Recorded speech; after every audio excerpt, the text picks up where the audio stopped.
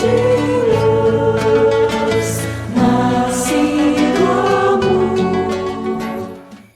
Outra situação também muito comum, que pode causar desalento, que pode causar revolta, e as pessoas podem ficar desacreditadas na sua fé, é quando a gente faz de tudo para conseguir realizar algum sonho, né? Então a gente faz tudo que está ao nosso alcance e muitas vezes muito mais. A gente se esforça, né? Faz de tudo e a gente se acha merecedor que a gente possa conquistar aquele sonho. E muitas vezes esse sonho não vem. Aí muitas pessoas também ficam desalentadas por conta disso. Mas, como eu falei, essa tomada de consciência, né, de que existe um plano divino em nossas vidas e que nem sempre ele vai estar de acordo com as nossas vontades, com os nossos desejos e até mesmo, às vezes, os nossos próprios caprichos. Porque tem coisa que a gente pede que, meu Deus do céu, né? Muitas vezes a gente se preocupa tanto, por exemplo, com bens materiais, com títulos importantes que a gente tem que conquistar na nossa carreira, e a gente precisa ter a consciência que tudo isso é passageiro, é efêmero, né? Não são esses bens efêmeros que nós vamos levar na nossa bagagem quando voltarmos à nossa pátria espiritual, né? Os bens que nós vamos levar são aqueles bens chamados os bens do coração, né? Todas as sementes do bem que eu plantei, todo o amor, a esperança que eu pude inspirar nos corações das pessoas, né? Então, muitas vezes a gente esquece um pouco disso, né? Outra situação também muito comum é quando nós somos injustiçados, caluniados, né? E geralmente isso pode acontecer justamente com as pessoas que nós mais amamos, né? Então, isso nos traz uma reflexão muito importante de que nós devemos fazer o bem porque é o nosso dever, né? E é muito importante a gente querer ser uma pessoa boa. Hoje em dia nem está muito em moda, mas é muito importante. Mas a gente não deve fazer tanta expectativa. A gente deve ter como exemplo Jesus, que amou e amou de forma incondicional, né? Então, quando nós fazemos o bem, que nós façamos porque é o certo, mas não é bom a gente fazer tantas expectativas, né? Porque muitas vezes a gente fica com aquela expectativa com relação às pessoas e muitas vezes a gente se frustra. Por isso que existem as frustrações.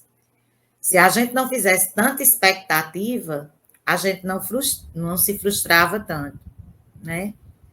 E outra situação também que acontece muito é quando a morte nos visita, né? Que nos leva um ente querido, muito importante em nossas vidas.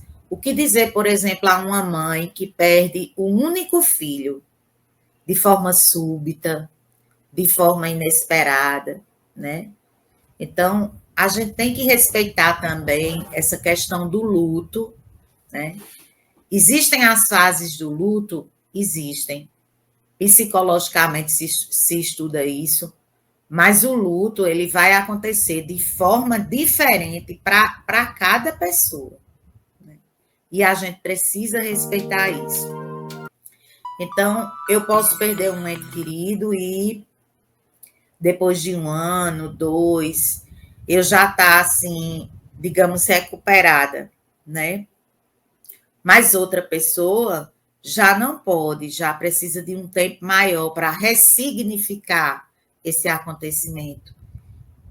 Tem pessoas também que reagem de uma forma chorosa, né, que se lamentam para as pessoas, mas já tem outras que ficam introspectivos, Aí, às vezes, as pessoas não entendem. Mas essa pessoa não está sentindo a morte de fulano porque ela não chora, não se lamenta, mas no seu interior, só quem sabe é ela, né?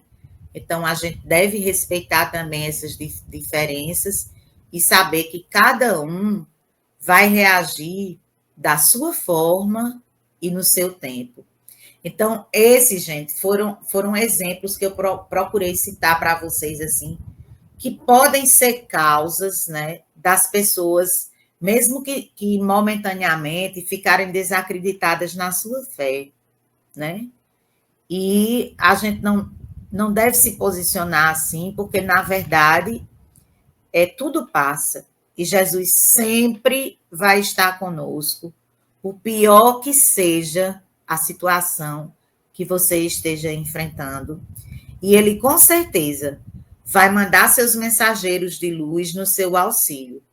Agora, para isso, gente, nós precisamos cultivar a nossa luz interior, que ela possa resplandecer, porque esses mensageiros vão nos enxergar justamente através da luz que nós emanamos, né? Então, a espiritualidade maior, ela está sempre pronta para nos intuir, para nos proteger, para nos ajudar de todas as formas. Mas, para isso, nós precisamos também abrir o canal, dar espaço em nossas vidas. Foi como eu falei no comecinho, buscando fortalecer a nossa conexão a cada dia com o divino e buscando alimentar a nossa fé com sementinhas, né, de esperança, de amor, de luz. Aí eu trago para vocês, gente, as recomendações de Kardec, né? Kardec, ele recomenda que quando a gente for fazer as nossas preces, né, a gente sempre peça 3 coisas muito importantes: coragem, paciência e resiliência. Que estejamos sempre pedindo isso a Deus, né? Nas nossas preces.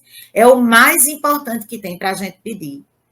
Coragem para que a gente possa enfrentar a nossa vida, que é feita mesmo de altos e baixos, e a gente precisa compreender isso. Paciência para que nós tenhamos essa tomada de consciência que existe um plano divino em nossas vidas e que nem sempre a gente vai ter as nossas vontades, desejos e caprichos atendidos do jeito que a gente quer e no tempo que a gente quer, porque existe um tempo de Deus, né?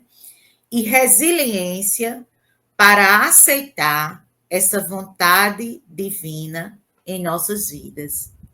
Que pode ter certeza, gente, sempre vai ser a vontade mais certa e amorosa, né?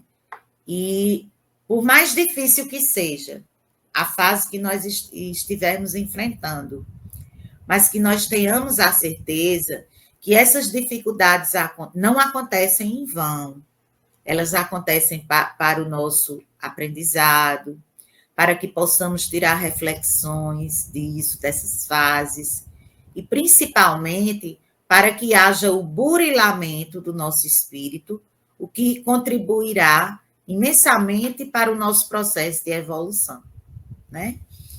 E para finalizar a minha fala, né, que já estou aqui estourando o meu tempo,